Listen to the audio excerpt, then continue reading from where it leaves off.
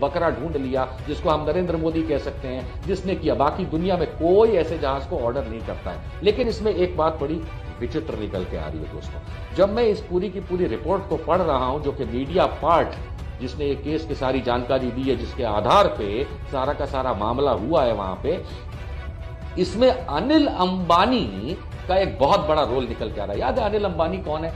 हाँ, वो मुकेश का छोटा भाई। लेकिन खाली मुकेश का छोटा भाई की पहचान नहीं होती है। अनिल अंबानी वो है, जब नरेंद्र मोदी चीफ मिनिस्टर हुआ करते थे गुजरात के, तो इनके पिछवाड़े घुसा रहता था। जितने भी वाइब्रेंट गुजरात वहां पे करके इन्होंने लोगों के पैसे बर्बाद किए, सरकार के पैसे बर्बाद किए, उसमें अनिल अंबानी वो चाटुकार था जो हमेशा नरेंद्र देता था या जो भी करता होगा। यानी कि वो अनिल अंबानी, जिसका Ambani's Reliance group plus Dassault Indian premier partner की डील हुई है इन 36 जहाजों के बारे में, बड़ा कमाल का निकल के आ रहा है। और मैं आपको पढ़ के बताना चाहूंगा। India and Dassault had officially been negotiating terms for purchase of manufacture of 126, लेकिन प्राइम मिनिस्टर नरेंद्र मोदी ने पब्लिकली अपना अनाउंसमेंट किया था 6 अप्रैल, माफ कीजिएगा, प्रधानमंत्री ने अनाउंसमेंट किया था 10 अप्रैल 2015 को कि पुरानी डील नहीं, अब ये 36 जहाजों की डील होगी। और उस समय जो आज स्वर्गीय मनोहर पर्रिकर हैं, वो उस समय रक्षा मंत्री होते थे, उनको आखिरी मिनट तक नहीं पता था डील साइन होते होते कि भैया मोदी जी आपने क्या डील साइन करी। यानी कि अगर देखा जाए तो ये पहली बार ऐसा हुआ होगा कि भारत सरकार के प्रधानमंत्री ने एक रक्षा सौदे पे अनाउंसमेंट करी और उस समय के भारत सरकार के रक्षा मंत्री को टंग टंग टंग टंग कछु पता भी नहीं था। ये कैसे हो सकता है? ये कोई मोदी के घर की राजनीति चल रही है? ये कोई मोदी के घर में पंखा लगाना है कि ट्यूबलाइट लगाना है वो चल रहा है? इसका मतलब चौकीदार चोर है। इसने कहीं से किसी के साथ मिल करके वो गंदगी करी है जिसको भ्रष्टाचार से भी बड़ा कहा जाएगा, देशद्रोह किया। क्योंकि मनोहर पर्रिकर खुद जीते जी कहते रहे कि मुझे तो पता ही नहीं था आखिरी मिनट तक। अब चलते हैं आगे, इसमें अनिल अंबानी का धंधा ढूंढते हैं। रिपोर्ट जो मीडिया पार्ट ने दी और जिसके आधार पर यह साबित होता है कम से कम फ्रांस में, और अब उसके ऊपर कार्यवाही होने वाली है कि 10 अप्रैल, अब याद रखिएगा 10 अप्रैल 2015 को जब नरेंद्र मोदी ने यह अनाउंसमेंट की थी, उससे पहले और कितना दिन पहले, उससे 15 दिन पहले अनिल अंबानी और डसॉल्ट के बीच में एक सौदा होता है, एमओयू साइन होती है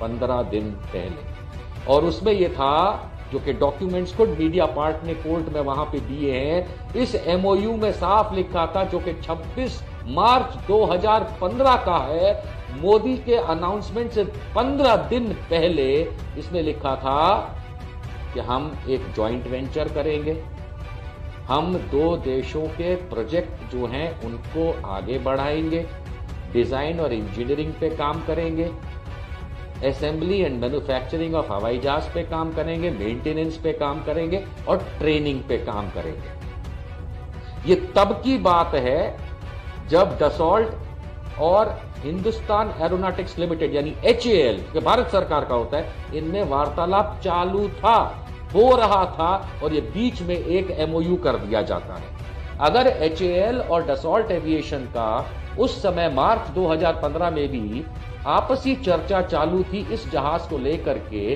तो फिर मोदी जी के अनाउंसमेंट से 15 दिन पहले मोदी पुत्र, या कहा जा सकता है मोदी का पैसे का देने वाला दानवीर, क्योंकि वो तो भिखारी आदमी है, उसने 15 दिन पहले ये MOU कैसे किया डसॉल्ट के साथ, उसको किसने कहा और डसॉल्ट को किसने कहा था? इसका मतलब बिचौलिया नहीं, ये पूरी के पूरे तीनों बिचौलिए हैं, नरेंद्र मोदी, अनिल अंबानी और उस समय का राष्ट्रपति फ्रांस का फ्रांसोइस होलांडे। ये 3 लोग बिचौलिए हैं भारतीय वायुसेना और डसॉल्ट एविएशन के बीच के। तभी तो ये पैसे की खेल हुआ। अब देखिए क्या खेल हुआ। और इसके अंदर जो डॉक्यूमेंट्स जमा किए गए हैं कोर्ट के अंदर, उसमें साफ लिखा है डसॉल्ट एविएशन जो ये रफाल जहाज बनाता है, उसने रिलायंस यानी कि अनिल अंबानी के रिलायंस वाली जो कंपनी का पार्टनरशिप किया राफेल को लेके, उसमें एक्सपेक्टेशंस लिखी थी, आशाएं कि डसॉल्ट एविएशन 26 मार्च 2015 को मोदी के इस सौदे के अनाउंसमेंट से 15 दिन पहले जो एमओयू रिलायंस यानी कि अनिल अंबानी के साथ था, उसमें कागज में आशाएं क्या लिखी थी, डसॉल्ट एविएशन आशा करता है अनिल अंबानी की कंपनी से कि अनिल अंबानी की Reliance company marketing for programmes and services with the government of India करेगी।